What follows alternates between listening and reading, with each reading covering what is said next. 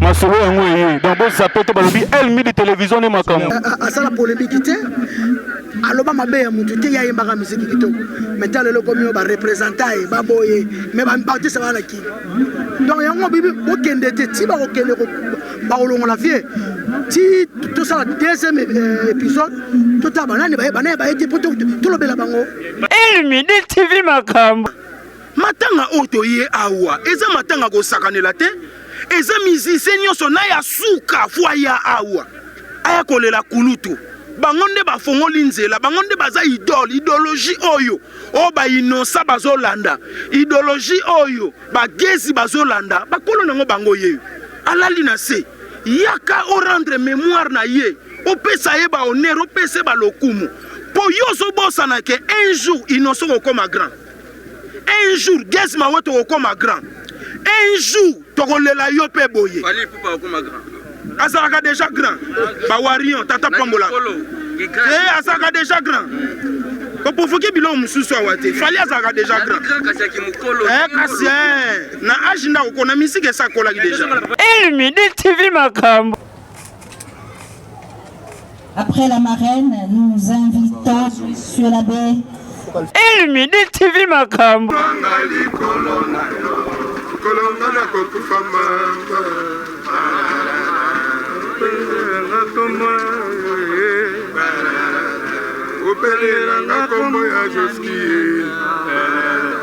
elmi de TV makambo. Mon ya papa Joski boy e bando le sangama ya miso jour na monaka ye tango yaki na matanga Lutumba Simaro na monaka na cimetière à Nécropole avant na kati ya kara zo même akoka même ko chata likolote pa kitata na se elmi de TV makambo. botalaka bata ko provoquer ngana na mosala nzamba yuma te même tozana matanga soko yepe na vuyo kokuta na pe na degré bakwa makofo okamwa bon yoka esi bonga na beta piroger na kobanga nani oui effectivement tozana matanga ndeko na ngai tolela Joski ki amukuta na kimia to panza matanga na kimia ekobima kitoko te ke mosala nzamba ye awa ache elmi de TV makambo. papa c'est moi qui souffre les artistes yoté tika tu vois artiste c'était non tika asa danger za rekuna mboka soki mutaselo kitoko me banda kulia bana jusqu'à kufa c'est alija chamara nandi bate papa alors frandima elmi de TV makambo. Congolais ni so dans na so na bolingo te zaka ba musicien te bino pe ba journaliste ba boyo kana te apparemment bozela kaka mutakufa nde boya parce que tamto abela bo se mobiliser te non tu kende otala PV tu dois kende otala et dépendant peka na ndingi bozali hein relation ni bozana ona mutu avant kufa tanga kufi voilà quoi mais je pense que biso ba musicien ba to kokani te moi ba musicien to zolo ba boxeur baza batu ya ba catégorie poids plume bali poids léger poids lourd tant que je biso nezo ndenge moko et ramala mbengite elmi de TV makambo. c'est pas monsieur belé ba grand monsieur autoyebi c'est pas profil c'est pas wera ba JB analyse no izani bon peut-être msuba na ba voyage msuba za moi mutu peut robela paix mutu robela paix bo kantiler ma béton so za malade donc ils ont lango dit ndé bo elmi de TV makambo. monsieur bienvenue na émission na biso plateau des stars émission OEP sa bino ba actualité ba interview ba star na bino lelo tozana émission te tozana actualité moko te ezara juste makamuya matanga ya papa na biso Joski ki amukuta wa tikaki biso déjà depuis koleleki mais pour eva kunda ye mais l'état soki makambo na nyeso na maboko ndi ba kunda ye lelo Joski atikaki biso ça qui crise cardiaque na kuna ye lelo bozo informé par tout depuis ndeko ko ya ti to ke ti cimetière bozala kana ya chaîne na biso elmi TV bo s'abonner pour bo sanga te ma miso ilikana tout le monde déjà ba famille déjà bazo kota ba musicien pe baza déjà wana to koma wana tout ça interview na moko pesa témoignage ya ndenga za kina papa Joski na biso parce qu'il y a un grand homme na musique ya mboka na biso ateki musique na biso pe libanda yango pe ba leki na ye bana na ye pe bazwa lokolo kaka ba o ya vie aussi ba vie Joski batiki na esi bino ki pasi pe mawa ngamoko na za se place zo mwana ne ba famille bazolela ka kuna yete me ba famille bazolela papa tiki biso na posa na ye mais ba raison c'est là mutu nyonso les retours et Papa Joski à Tiki Bisso. Les années dernières cérémonies pour accueillir ma belle à Baoui, accueillir le monde à Baoui. Restez branchés, vos actualités, vos interviews, nos artistes, nos familles. À bientôt.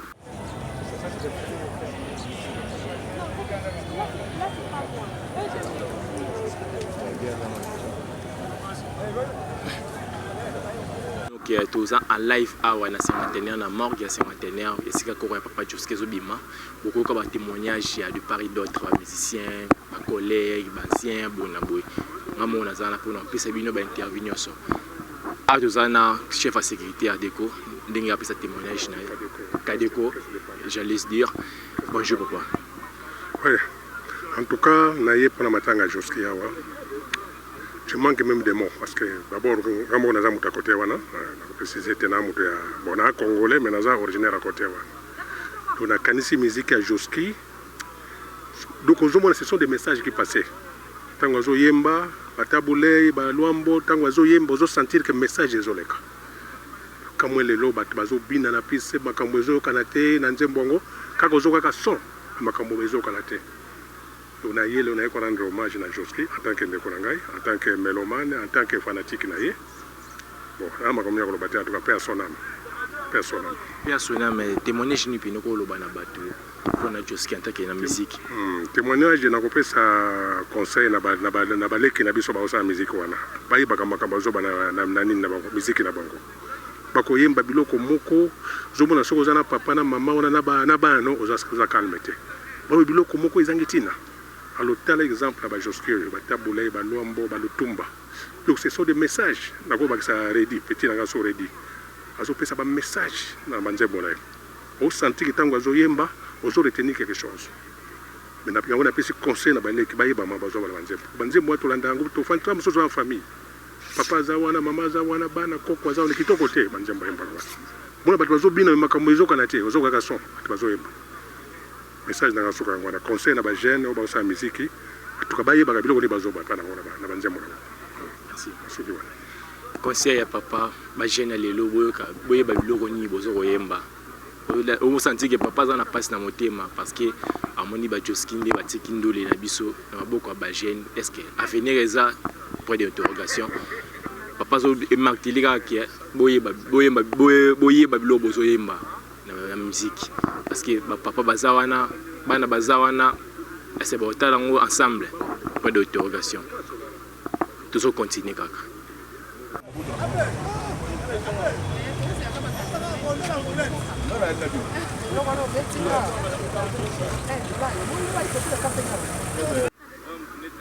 On a perdu un des grands musiciens de notre pays et bon, nous ne pouvons que se plier à la volonté divine.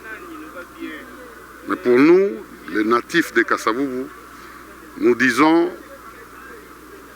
il est parti, mais il restera gravé dans nos cœurs. Parce que c'était un vieux qui n'avait pas de conflit dans ce monde-là. Donc il était un vieux à nous tous. Et c'est un grand musicien et il n'hésitait pas pour donner des conseils. Si ça pouvait profiter à d'autres personnes, il les faisait avec plaisir. Donc c'est vraiment regrettable en fait. Et parmi leurs chansons, souvenirs des chansons ici? Ouf. Non, mais avec ma voix, je ne sais pas chanter, mais sauf que il y a des chansons comme Babi. C'est des chansons de vieux Joski.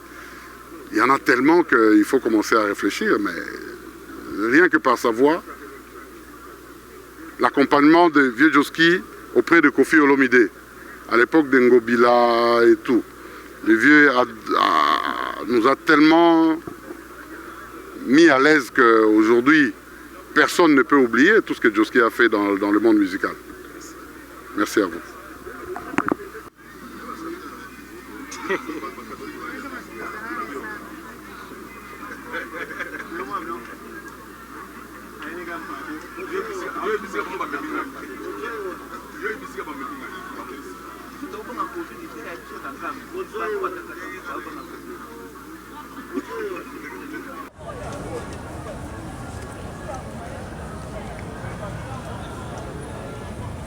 papa. Papa. Non, c'est votre papa premier na yote. Premier na yote papa.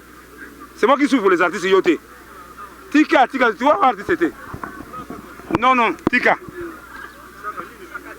Asa danger za rekuna mboka.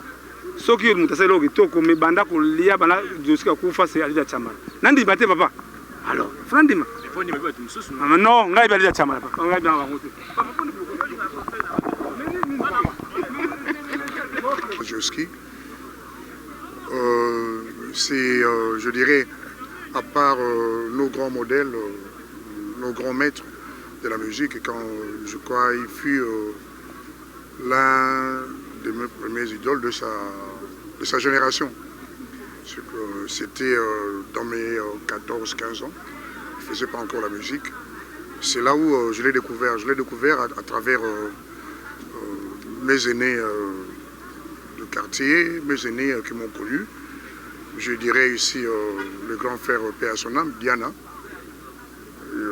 Diana qui a chanté avec Taboulé, et son frère Steve et son jeune frère Tchadé, avec lequel la personne qui m'avait, je dirais, introduit dans l'orchestre Belguide.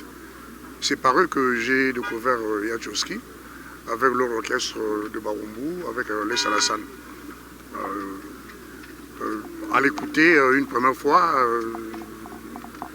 je dirais, je l'ai adopté comme un maître, un modèle pour moi, avec sa chanson Mokili, malheureusement qui est sortie plusieurs années après dans l'orchestre continental.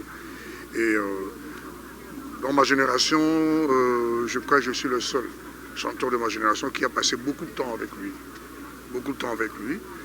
Et la preuve en est que j'ai dû même tirer une partie de sa chanson pour l'immortaliser dans ma chanson Dédé sur mesure. Donc le reste, je crois que pendant que je vais témoigner sur lui, vous aurez le temps de tout suivre. Merci. Oui. Moi par contre,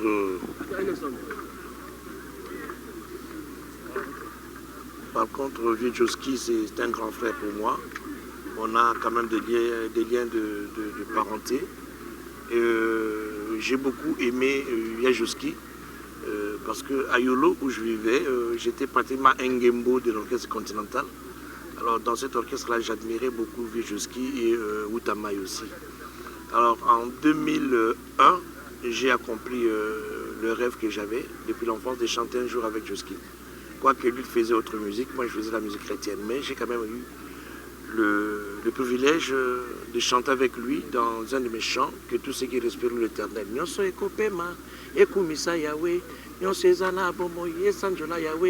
Et il a vraiment apporté quelque chose de grand, à telle enseigne que je ne peux jamais oublier Joski. Joski, pour moi, c'est un monsieur bien, simple. Il n'est pas conflictuel et il était toujours, il entretenait toujours de bons rapports avec ses petits. Vraiment que Dieu l'accueille dans l'éternité, dans son royaume. Merci. Continuez à faire une interview, un grand hommage à Batembo Canabiso, un rendre hommage, dernier hommage à Papa Joski Atikibiso, nous en avons la maison mère, la maison mère, dernier souvenir à Papa Joski, Mbote non. Ouais, Mbote papa. Bon souvenir na oza nango garda pour na Papa Joski. Bon souvenir na garda pour na Papa Joski za d'abord banzembo na kitoko asala ba œuvre na ya bien oyo ateya bolingo ayemba mambo kitoko mingi ayemba insanité te. Papa Joski azalaki na polémique te. Oyebi azalaki na non conflictuel. Azalaki papa moko to d'ailleurs alobaka na été mais alors ça ba œuvre na ye. Dernièrement tozalaki na ye na 2 ans passés, dans l'anniversaire, il y a 70 ans d'âge. Tozaki na ye, to vendari na to solo là qui peine ça qui est vraiment que biso ba fanatique na ye to bosani était toza toujours soutenir ye et ça là qui est bien parce que azaki souffrant donc azaki na besoin d'assistance à bateau donc tant que ça qui ba maloba bongo et ça qui est bien vraiment que son âme repose en paix lelo nzamba bengi liwa ezanzela mutonyo surtout eza chemin obligé à biso tout au leka ya ye koki asali musane kitoko aboti bana na ye asali ba œuvre na ye donc vraiment yango moni toza to partager mawa to bandaki depuis na popo kabaka na parcelle familiale esika matanga ezalaki ti toye pe awa avant que toke ba émission toye a pour que to rendre ba dernier hommage. Comment ozwaki liwa ya Papa Joski? Est-ce qu'il y a qui lokola kaki na matoi to ozwaki en comment? Que je n'étais pas surpris. Nazaki surpris te po azaki souffrant. Papa azaki souffrant, azaki vena kubela makasi. Comment on a Papa Joski boye e bando le sangama ya miso. Jour na monaka ye tango yaki na matanga Lutumba Simaro. Na monaka na cimetière à Nécropole. Avant na kati ya car akoka même kocha tali kolote po kitata na se. Alors namonaki bato bazali na bapekisaki ye akita te mais ye alobaki fa kita kaka mona ndenge bazokunda Lutumba Simaro. Donc azalaki vraiment moto ya bolingo parce que na état de santé na état oyo azalaki nango wana komona ye azoforce kaka a assister na enterrement ya Lutumba Simaro azalaki vraiment moto ya bolingo. Donc eloko na koloba liwa na ye se prendre ngate parce que azalaki souffrant. Azaki muta azaki bela tant pe loué yé donc que le nom de Dieu soit loué parce que nzambe naza mettre à temps peu à circonstance. Voilà. Nazaki interview ba ndeko na ye ba petit frère ba cousine ya bazo déplorer pour na assistance ba musicien assistance ba collègue na ye na bisa l'état tant mutazo bela bo pese le côté mais tant ndemta kufi yoko organisation ya boye rolo banina. D'ailleurs organisation eza pe na eza digne rang à Joskita. Organisation na monio eza Joski azaki grand mais cher à Congo la bike hier organisation déjà ciré. Bon organisation ça nango bien quand même ata pe to vite okele la Joski na stade de Martyr ata to lele na aéroport Anjili azon en sauté l'essentiel zara ke to ke kotika ye na kimia mobulu ezalate makele ezalate kisongi ezalate au mona l'essentiel année mais na ra ya Joski qui a beaucoup temps il fallait pas ouvrir. Mais le col a un homme de plus à Melbiso, tu vas payer tous appels à coronavirus, tous en a bébé pen à Moka, le roi un homme de plus à Melbiso, tu comme si en Zambie, vraiment, et l'autre rôle au barrage. Je conseille de couper ces musiciens au basé la Camonia, la banque pour fonder la cotisation, tant qu'il me travaille la bourre. Bamissa la cotisation. Je ne suis pas sûr. Dans mon n'a sans la terre, Bamissa la cotisation. Parce que Papa Joski Azaki à l'État. L'État a kundi Motunaï. L'État kundi Motunaï. Bamisien baki belé na nos on propos kabaka j'ai vu comment bamisien bazo défiler baki belé on a rendre peu ba hommage on a profit pas yaki bamisien kaka bamisien inutile tout temps ba combo bamisien baki on est belé et les lope ba voyer sous ce belé na moni pe bamisien bazalia déjà et là on a obeta c'était mutu nazo remercier makasi ezali honorable Alita Chamala le sabana Congo. Pourquoi on remercie Papa on a tous ba mécène na surtout na Congo mais mécène le rôle Alita Chamala nenga pi roger na monate au sentir que alinga ki mutu dès son vivant azaki na Joski qui a beaucoup de temps aza vivant azaki accompagner Joski qui a beaucoup de l'air azobela atika qui était azaki toujours ko soutenir ye ti tango akufi honorable Alita Chamala asali alors atindi babiloko deux fois mobimba et yaka pona ko soutenir matanga ya Joski et le kina on a biso matanga mo kitoko au vandi pana popo kabaka ba yo servi yo ji mai mo lo rolia au sentir que achaki biso à l'aise yango monitika nzambe apambola honorable Alita Chamala donc musala ne ke ka liboso pour le lot to bosana ke soki biso le to lia ba loso ba Thompson ba nini muta bet akotsango ezalaka le ki akansebo Alita Chamala. Donc, tu peux essayer, merci mingi vraiment na Oya Sali. D'ailleurs, biso mo toza ba témoin. Tout le monde qui Oya Sali, ya papingi na maou. Vraiment ndenge boleka ki ona et ça qui biso bien, et ça qui vraiment moi offre de soulagement quoi. Pour balobi, moninga malamu ba ba na tanga pasi. Na tanga pasi ne ba moninga malamu honorable Alita Chamala to bosana ote. Depuis que je peux aussi sana yo analyse ni tout ça là pour na musique pour soutenir mes collègues aussi. Bon, apparemment, on dirait biso ba musicien na tango o toza un peu négligé. Les artistes musiciens à un moment oyo toza un peu négligé parce que so tali ba église ba bazo tonda plein, so tali ba discipline so ba tonda ba que musique ezo betate. Ba concert ezo betate est-ce que au moins so ba banderole ndenge zaki ko tali koto kinganya obeta samedi, oh kingani mukuna obeta vendredi, oh ni ezo zalate. Donc, côté on a un peu, on remarque qu'on dirait artistes et musiciens tous négligés. Vous comprenez? Voilà. Et là, on a des bisous tous au monde. Merci beaucoup. Merci vraiment. Ouais, nous avons avant, pendant et après le cercle il y a Joski. Aux insimananga eza bien corps naé ezoya déjà. Mawana motema pasi. On dit organisation on tozoye baté ndenge piroger auto lobaka. Rang de son nom ils a été au bassin la biso.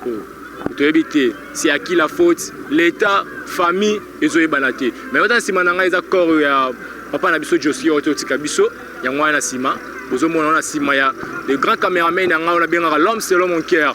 Corbillard yangoyo bozo mona ndenge ezo kota pokota ebembe ya papa na biso Joski nyangukuta Corbillard yangoyo bozo mona ngoyo na ngai bozo mona na ngai nzela moko na grâce ya le grand caméraman on a bien l'homme selon mon cœur Tony 52 de mutu asala makamnyo so grâce na yende bozo mona bilili yo maana motema to ebite to loba ndenge nini est-ce que ça Covid-19 est-ce que ça l'état est-ce que ça famille toujours battre te repérer sa faute c'est pas nani parce que boy na tukuna ba no se kutuma moko eloko moko te na no kutuma ka bandite et atteindre se kuna à installer ba matos te mais ko yango déjà ba bimisi biso na sima déjà a bon mona onzela mona ngai na essayer bino avant pendant après ba obstacle là to za na bino to continuer.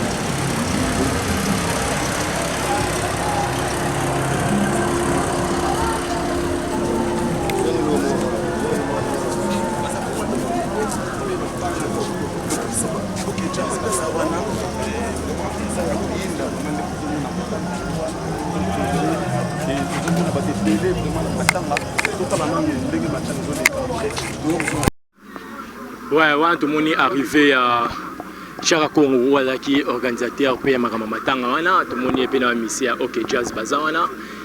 Tu sais, il y a un live. Live, il y a un désolé canal. Ma question est tout le monde. Depuis que je suis tout le monde a encore se déplacé. Mais tout le monde est quand même qui va mourir. Tout le monde est absent à Missia Belé, tu as habité dans la région de la Victoire, tu as habité. Tout le monde a Manda Chance. Manda Chance pays en Azoya. C'est belé mais tout le monde a absence à Missia Belé, tu as habité. Est-ce que la région de Bissokuna tout Déni Bolandango en direct maman awa na grâce à Tony 5D papa na Divincia na Divin on a bota la ndenge bembe pesoya bota la ndezo bembe zoya bota la ndebe bembe zoya maman mangoti place va stopper bota la ndezoya bota la ndebe bembe zoya bozo live directement na biso awa na bino bata poto na biso awa bata kine bozo ndenge moko à travers Bokassi ya ngai serviteur na bino Diego le Mignon et bembe ya ngwana zoya tout le monde a absence ba musicien belé tout le monde a ba Manda Chance tout le monde ba Pierre Roger tout le monde ba bandeko biso mo ebele ebele même ya mawape pasi ba absence ba mise ebele tant bazo mise ebele zo ba quadra ebele ebele awera mais to ebite so ba région de biso kuna to ebite mais ino mo botala bilili ndenge corps ezoya ti eskia ba exposango tande corps ezoya na pasi na mawa na mutema na sima kuna famille na sima kuna famille ezolela bana baleki na pasi na mawa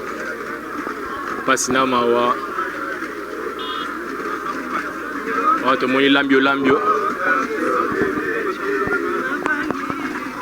abomanga likolo na yo kolonga na kokufa mama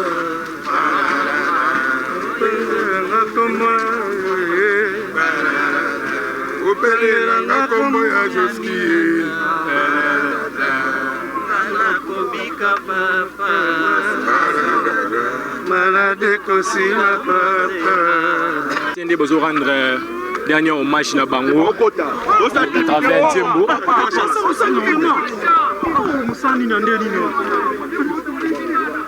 bon wali amisene bazo yemba à travers Nzembo la sibine extrait mais awa basé belé ba journaliste ba confrère na basé belé awa ngwana basenga nzele tikala zo mo ndenge bembende zoya la famille musicale de notre papa Joski bazoyemba na simana botoyo kango tembo bazoyemba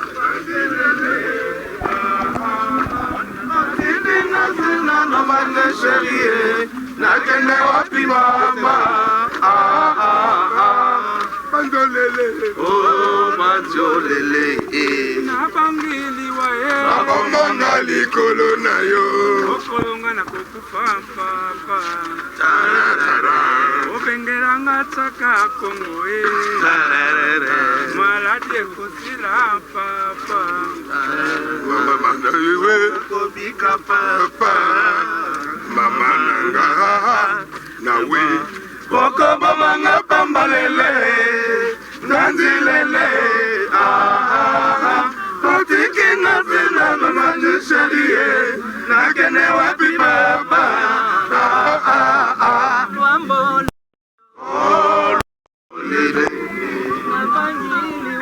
abomanga likolo na yo tanziolele abomanga likolo na yo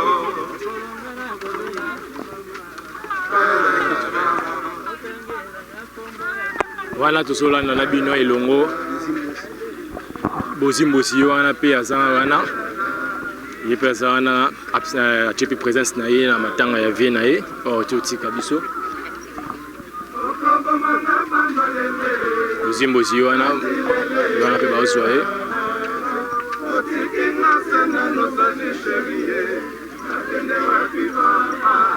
nsima wana tomoni famille biologique nde bazolela bapasi na motema famille bango wana bazolela bana baleki bango wana bazolela bapasi na motema papa Joski dernier hommage na ye eza lelo parce que tosisi awa bake victoire après victoire bake ndenge baotya ebembe corps ya papa na biso Joski baexpose yango wana omwa nde ezoya na mawa na motema na mawa na motema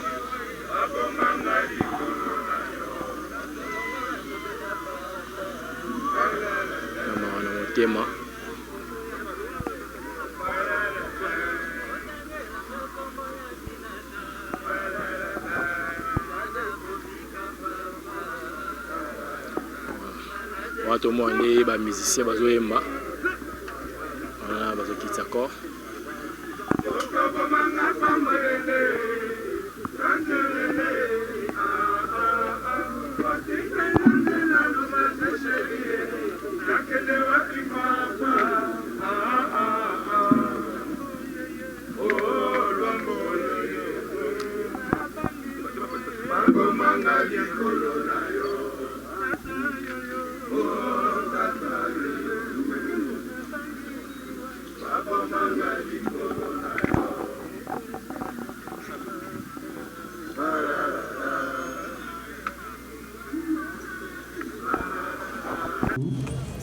Même le vieux cartouche, et à leur mémoire.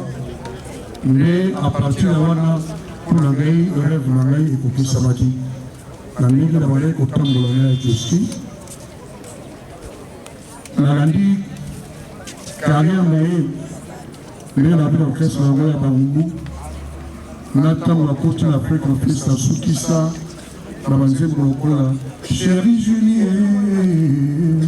maman, mon cœur, le Lingaka, Soki na moniote, Apukata toilette, Zarakata penelangadi, Alamisi lava, Basadi, Rekolande Susuti, l'orchestre continental. Gaïla, Bandekourangay, Mericho, Nathalie Soukami. Pour chaque vendredi, la concert continentale, la vis-à-vis, au fond de l'école, la café Rio, pour Motola, quand la vie soit la modèle, la continentale. Mericho, quand on communique au Betadrou, modèle, la Ringo, la Joaquin Lamba, la Papi, native à nous de sur mesure. Je ne peux que lui dire merci. Merci l'encadrement de la conseil. Maintenant, tout à l'heure, pour faire la dissonance, je paie à Kouloutou, dans la Mazazia. Malheureusement, rêve la bisso, Nayaye, Naya Kouloutou, Mayaoula, comme la série Mamaki, pour que tout ça là, en recevant la Zaïko et Salamakite. Donc, on peut dire merci, Mamatea, ou la Pissatoulaï. Adieu l'artiste. Merci beaucoup. Merci. Nous remercions le président Jossard Nyokalongo pour sa prise de parole. Nous allons passer au témoignage. Et le premier témoignage. Ministre, Pedro Banso, Guatemala. Joski.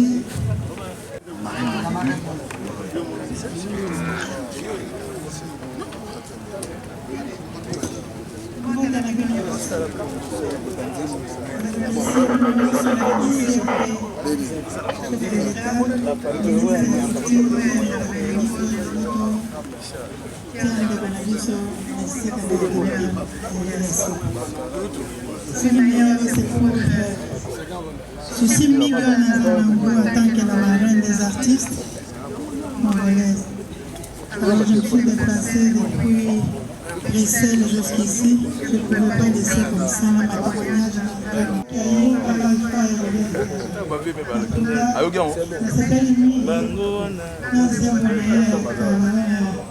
On vit qu'il s'est ça m'avait touché.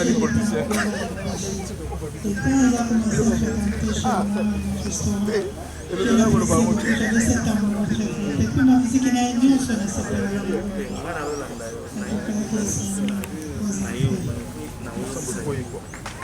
Merci à Marine. Jeannot Nenzao pour clôturer. Non, nous allons clôturer la série de témoignages par M. Albert Tiambouta, le jeune frère à Joski. Mais auparavant, je donne la parole à Jeannot.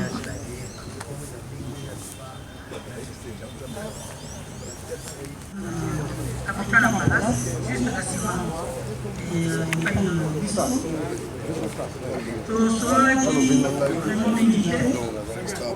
était affaibli, malade, mais c'est quelqu'un qui n'oubliait pas les autres. Parce que maintenant, il a dit, mais on a Alexis Moïmouta. Moi, timbre moro yaye. Nache. Ah mama, amunu kumbi kile. Kama yote anabi yo, leo, niama. Kwa nuzo imepenya makasi ko. Gabi yaya, la kisabiso wana. Donc, mingi ya kolobezate, tuyeko lebele. Nzamba bomba molimo na ye. Asunga biso, famille Mopemba, totikali famille Kiambukuta, famille Mantefolo. nzembo bazali oyo bandeko mpe papa oyo azalaki pembeni ya papa na yo pepe ndombe atika biso okopesa biso mwa témoignage oyo ozali nango par rapport ya kozala pembeni ya papa ndenge basali kosala. D'abord, on a présenté ma condoléance les plus attristées, les plus sincères. La famille qui aime beaucoup Talonda, ainsi que la famille musicale, il y a Banaoke, Oke Jazz, et puis dans l'ensemble, il y a Michel sur Congolais. Moi, dans un père, on a des souvenirs belés pendant l'époque, papa Zalagi na Oke Jazz. À l'époque où bazalaki na Banaoke, ba souvenir ezebele, ba moment ezebele. Mais arrêté na moment moko, tant on a zozonga na 2011 na kutana na Paris. Ebisa ngai lo mo lobi. Oza na voix bien et puis Moussalo sala très bien. Mais na pêche opportunité, na pêche occasion à tout moment on en a besoin ça ba nzembo na ngai ou reprendre ngo ba image ezali. Donc il y a une offre. Ils ont dit que l'obispo bandel banzembo na kenga na zati des monts vivants je te le donne. Donc la pêche à corps au salango. Anyway donc anyway R2 ça on a besoin de reprendre ngo muta déranger à zati. Donc ça il on a kanga mingi plus ça sanga ngwana. Oui ko kanga maloba o papa yebisaki yo ko mutaraki na ye. Est-ce que babindo pe lobi pe so conseil que no ozongi sa bisusu en mémorial ya Josky Kiambukuta ndenga pesa rapport ya koyemba banzembo.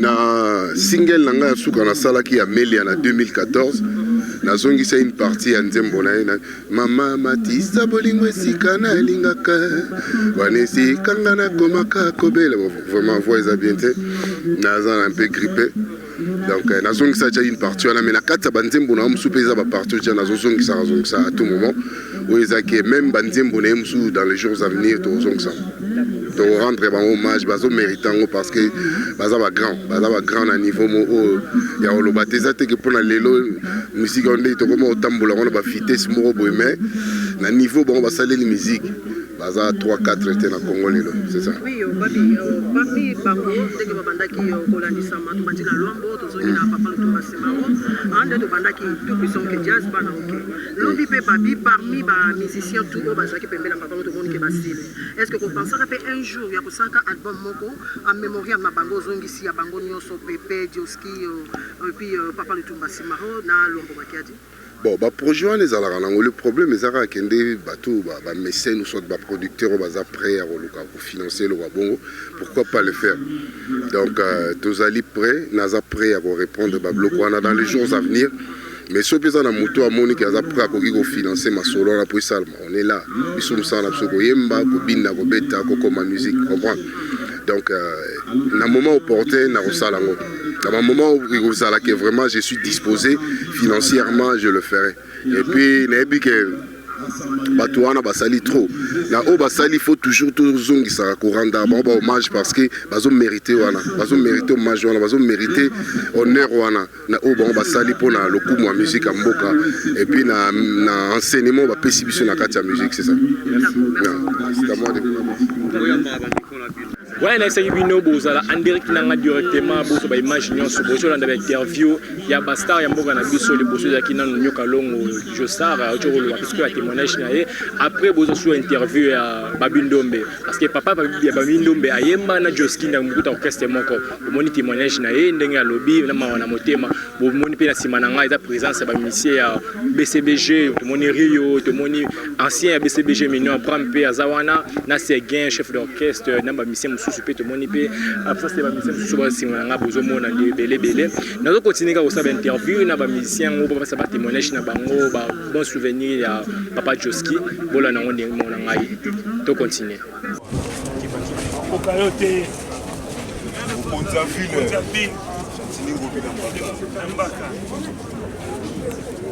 Le 5e problème, nous invitons le conseiller du président de la République, M. Eddy Moukana, à bien vouloir déposer sa gerbe de fleurs. Mais pour le moment, que l'on dirige le gouverneur le temps qu'on puisse l'inviter. Mais bon, qui t'a entendu, papa, devant la dépouille mortelle de Joski Kiambokuta en y déposant bien sûr une gerbe de fleurs. Pour rappel, les obsèques de l'artiste musicien Joski Kiambokuta, Josex, ces obsèques sont prises en charge en 100% par le gouvernement de la République et d'où bien sûr la présence en ces lieux du conseiller du président de la gouverneur de la province ici conseiller Merci Boutete du gouverneur de la province du Congo. Chef, s'il vous plaît, nous sommes en direct. Qu'est-ce qui se passe? Tout ça va professionnel. Représentante de l'honorable sa fille, la fille de l'honorable Alita Chamala, qui se fera accompagner par le président de la fondation Alita Chamala. La SODAM, la Société congolaise de droits d'auteur et de...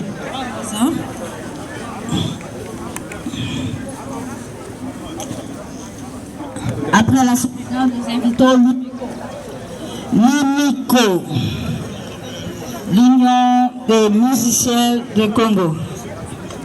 L'UNICO.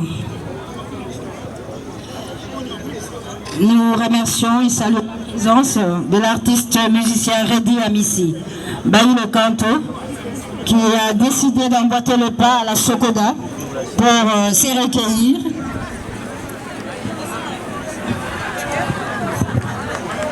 Après la Sokoda, nous invitons l'artiste musicien Defao Matumona, le général Defao, ici présent, qui s'est déplacé personnellement pour rendre un dernier hommage à Joski Kiambokuta.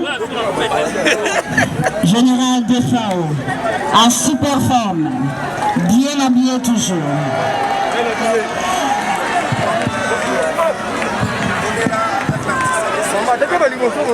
Après le général Defao, nous invitons le groupe Zaiko Langalanga. Après le général Defao, après Redi Amissi, Baïlo Kanto, nous invitons le groupe Zaiko Langalanga. Le groupe Zaiko Langalanga sera suivi de Congo Sebel. Le groupe Zaiko Langalanga, qui n'est lui en copie, est donc prié de bien vouloir déposer sa gerbe de fleurs. Et le groupe Zaiko Langalanga sera suivi de Congo Sebel, ici représenté par Ouf et le président Adios Alemba. Entre-temps, nous assistons au dépôt de gerbes de fleurs du général Defao. Général Defao, artiste musicien, qui est donc venu grand à Soneni. Le groupe Zaiko Langalanga, conduit par son président Joseph Roger Nyokalongo-Vula, président PCA de la Sokoda. Merci. Et juste après, le groupe Zaiko Langalanga.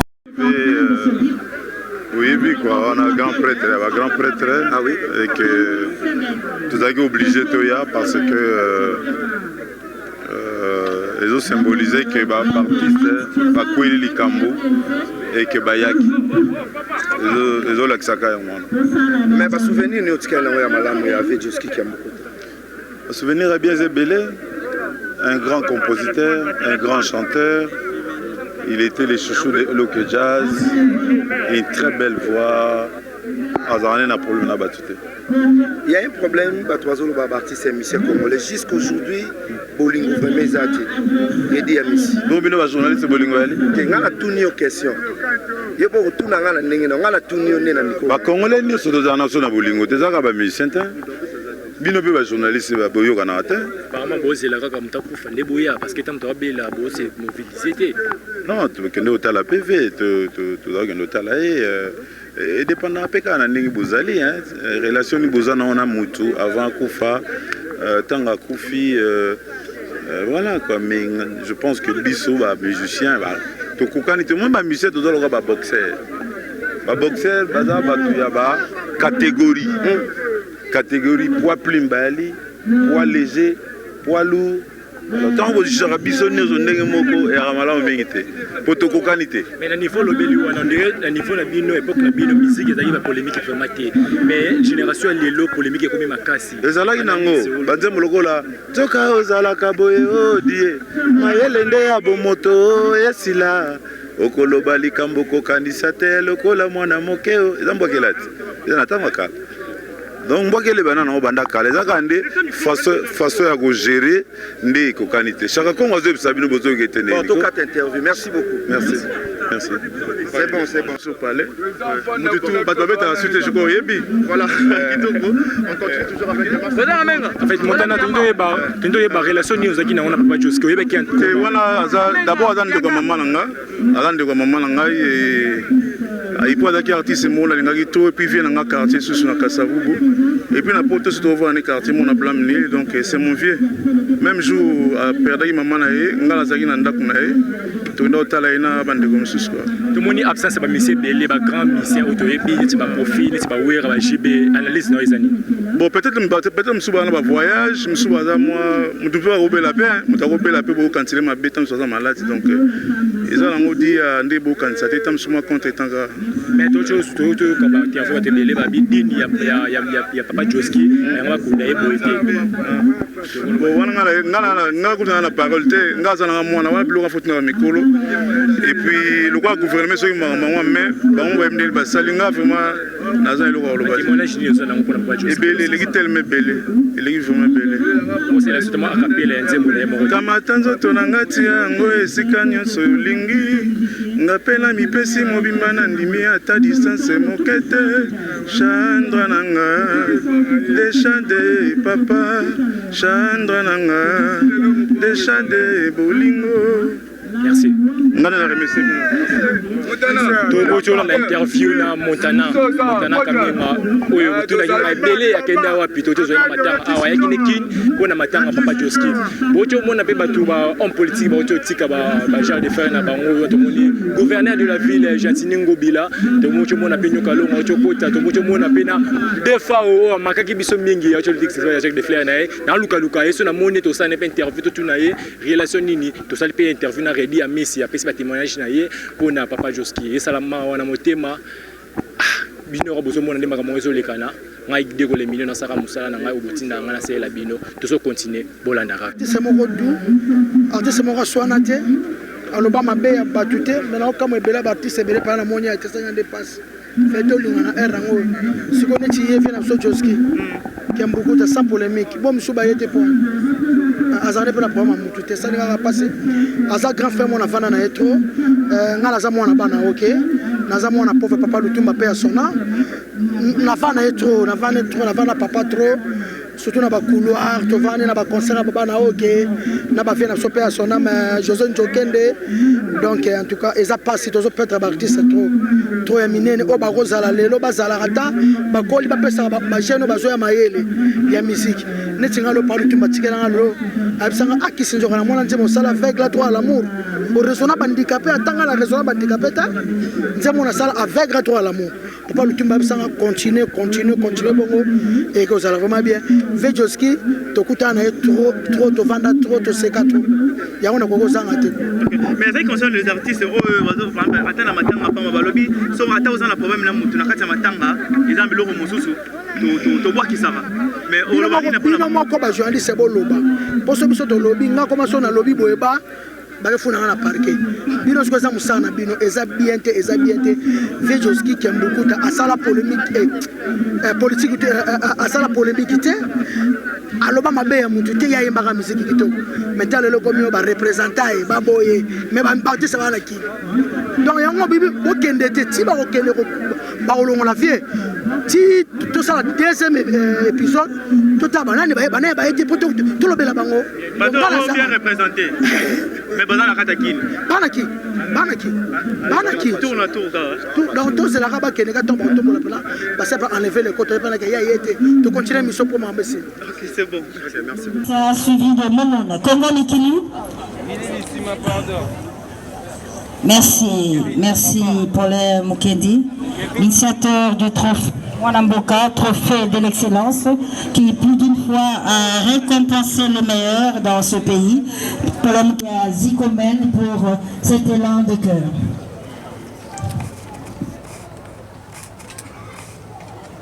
Après la marraine, nous invitons sur l'abbé qui est l'aumônier des artistes musiciens, l'abbé Jean-Marie Condé, qui va déposer sa gerbe de fleurs.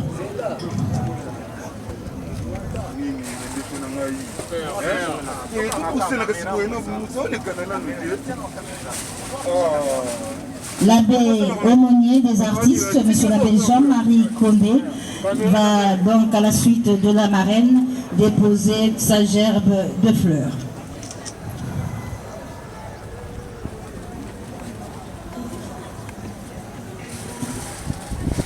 Tobe ici sika bamama ya Kisasa.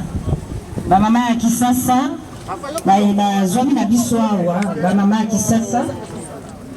Ba kamemi na Guylaine toyebi na kombo ya Gila. Mama yepe aza présent na matanga ya vena ye jusqu'à Muta. Yenyo Brambo de na. Ouais, ça va. Yenyo Brambo to kotani na se contest mo ya mawa ya matanga ya Pamso jusqu'à et ça lui on ndeni. Ça va bien et ça la monter mais c'est monter parce que sur mon bateau belé va se déplacer. Bah il faut rendre hommage à Soukaya. On a père na biso route.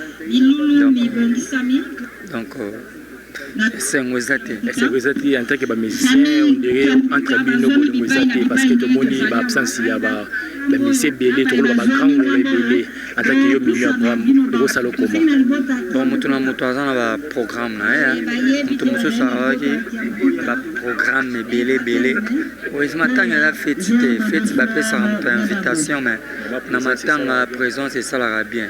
Wa mon babenga pe mutu na côté wa monia oya wa monia oya te nga vraiment kutwana na zon vouloir mutu te pour ça na matanga voilà to ebi oza la mwana ya Pajoski ba bo souvenir ni oza na ngopona papa ana ba souvenir te na courtoyer car na Paris na restaurant na bango moko bazali nango tozali kovanda te tosola ebele bonjour papa bonsoir papa donc tosuka wana oyebi mwa nzembo na ye eza tellement ebele moye na kango nyonso na moto babi ekoboya ngai te noki na kufa mama babi sokola kobanga mo baniasi wana toza na mwa ndambo zo na wana bientôt la correction kende nango mais to moni absence vraiment ya JB piano en tant que yo bena mwana ou te pas JB est-ce que le ngate na olobao bato ba olobao kutu apparemment baza na ngao ngama na ngate na olobao ana père na biso et puis azawa te voilà azana poto donc mutara disposer après ça programme à papa chéri zangata trop soyeux payé même si après maman badé et tout ça la peine émission mon pena boy vraiment pour ma carrière na yo vu que tout ça c'est comme ça matanga ya moi ma bon souvenir merci beaucoup ça va merci tout ça la mignon Abraham to pesimo ba mona ozana ngopona mignon ya pona papa Joski ya tiki biso to ça na pena émission to lobela makamuna ye sorti album makamuna c'est belé la tiki bino na posa tolanda toye matanga biro jalongwe kuna na ba soki lo yenge na melini ni aya ko provoquer ngala matanga botala ka bata ko provoquer ngala na mosala nzamba yuma te même tozana matanga soko yepe na vuyo ko kuta na pena degra ba kwa makofo okamwa bon yoga se bonga na beta piroger na ko banga nani oui effectivement tozana matanga ndeko na ngai tolela Joski qui a mukuta na kimia to panza matanga na kimia e ko bima kitoko te ke mosala nzamba ye awa ache menace comme ko bimisa bitumba parce que bazo zelanga kuna na micro na loba bino abozo kanga ngai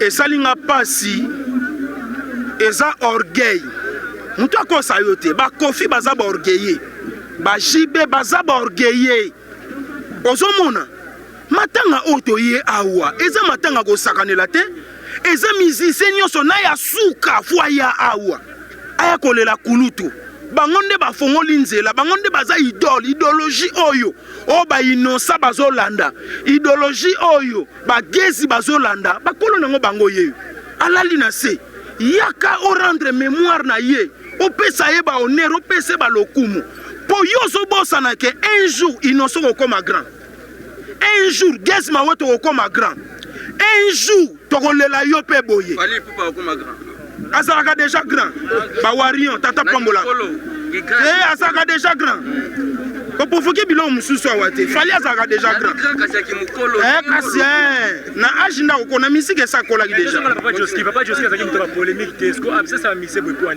te absence ya bamusicien kobanga na yo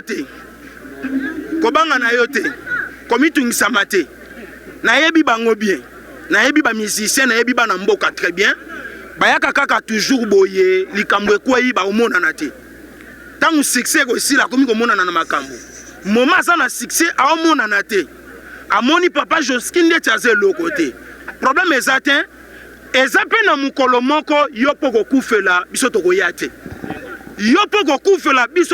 te papa nga na église ya monene na mboka oyo mais na kati mate avant mpona ya kolela te kotuna place ezalaka te so nayebisi oyo koya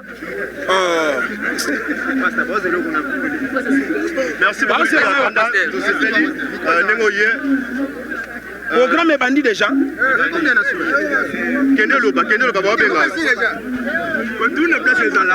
biloko ya mokili soki alati yoji abengango outil de travail eza neti oza na teni moko olingaka so osala émission na balider olatango donc yango outil de travail ta ba outil de travail na bacaméra to etelemi na bamicro ocomprendre donc yango papa chéri azwaka bilamba outil de travail bato babetaka bawili lumi na frappe encore toujours sega mignon tomoni absence ya papa chéri parce que poto mobimba ezobenga baolanda baémission mosusu badirect awa babi papa chéri mpena pire ve ya Josky ya mbukuta ye te pire petit avec Josky na ye te bon en tout cas papa chéri aseskize makasi omoni nde toyaboye kolala kolamuka eyaka nzambe okolamuka mpe mona boye lisino ekangami ezofungama te siko eske okoka koya place bato baza ebele okoka koya te kolamuka mpe bomona lokolo kilo crampe ekangami yo ona lokolo bando tambola ozobwa te na beki non eza nango de matanga ezalaka mpona bato tu donc bato bayeya baza mpe important présence ya papa chéri mpe eza très important biso bapule na ye torepresente ye na vi aza na kine ngai ezala bien so evi azala ye libanda te yango nalobi kolala kolamuka eza nzambe okolamuka boye bayebi ozalaka bien ken piana mais olamuki boye liso ekangami donc elobi ebele bakolo bayebi bacomprendre yo mo mpe ocomprendre estce oyebi eloko moko ezoleka eloko ezolekaka matanga ndenge sango abandi koteya affrontement elingaki esalema tous les deux leader ya bakimi affrontement ezalaka su na mboko affrontement à la soute na mboka ya muno muta beta musique na ye na kona ye affrontement à la soute ya na muto abeta musique na kona biso ba affrontement na to ebia mote papa chéri soka zalaki alinga ya matanga kole la vie na ye yango na moni bato ebele ba mo ya matanga po bomo ke na ngona affrontement ya elo parce que ngande na ye na se frontane nana na mutu te na ye nga moko na ba ndeko na ngai ya BCBG o to salaka na orchestre ya papa chéri motopamba donc voilà mais ozomona te ko salir moi image muke ke papa chéri aye matanga ya pire vie na ye te alaki bapesa raison bavalable soki azobela osike biso vraiment ki azobela yo na ndenge systématique yo comprendre ndeni na comprendre yango yo lobaka yo na mzabulu mais o comprendre non na comprendre que via la musique yo kolala kolamuka ezaka nzambe okolamuka boye makile tomona na zolo est-ce que okoya place bato baza ebele na bapape wana esimba te non donc mpe na filme na ndenge asuma lobe ocomprendre donc oza noko na wengemen po na wengemen wa ngana wengemen to bandana ba BCBGP si donc faut zo na système asumalobe voilà comprendre donc merci beaucoup yango papa Shiraza na est bien à s'affronter na mutu tasala na musique na ndenge na ye la preuve no moni 10 ans sans album voilà toujours Bendele toujours papa bon tina te mais parle de match quand même toi matanga tina na solo la yoko zo za passe tina te o zina ngai oyeba ndenge ya oluka ngai te biso nyoso tuto sambelaka nzambe apesa biso mais batu musu bayebaka kosenga te omwende na boy to wana yo oza mutalar na websa okende nini Bien li tio mais fona yeba ndenge na kosenga mais Serge Mignon kotala pe boye ba interview mingi to mona ka Serge Mignon sali ezalaka na bandeko na biso ya bana basi biso mibali pena opesaka biso na pasi po tozangi eloko déjà na la monta makambo wana te ya pa pamba wana Roger Nganduka non Roger pa la monta makambo wana te bese bala bata makambo wana te biso bata makambo wana te to senga mbongo te eloko ngoya Kiambokota. Nous sommes maintenant bandeko baso toingela na necropole. Bongo simana yango tokokutana na Popo Kabaka numéro 15 commune ya Kasavu. Les annonces maman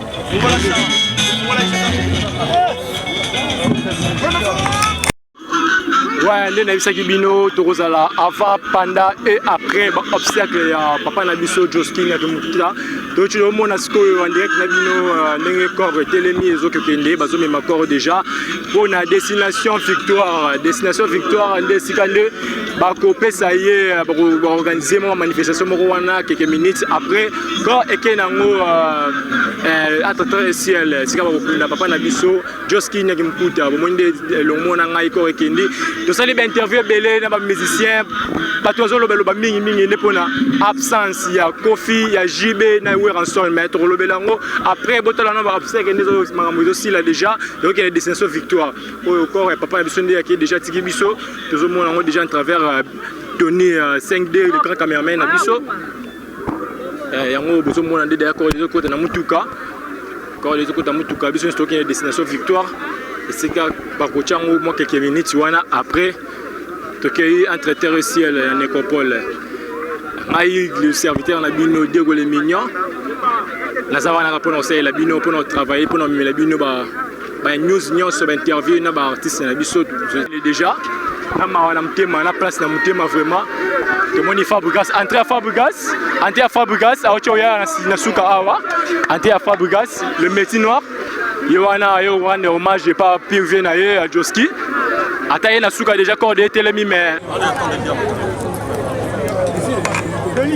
il n'y a pas des artistes, 5-2.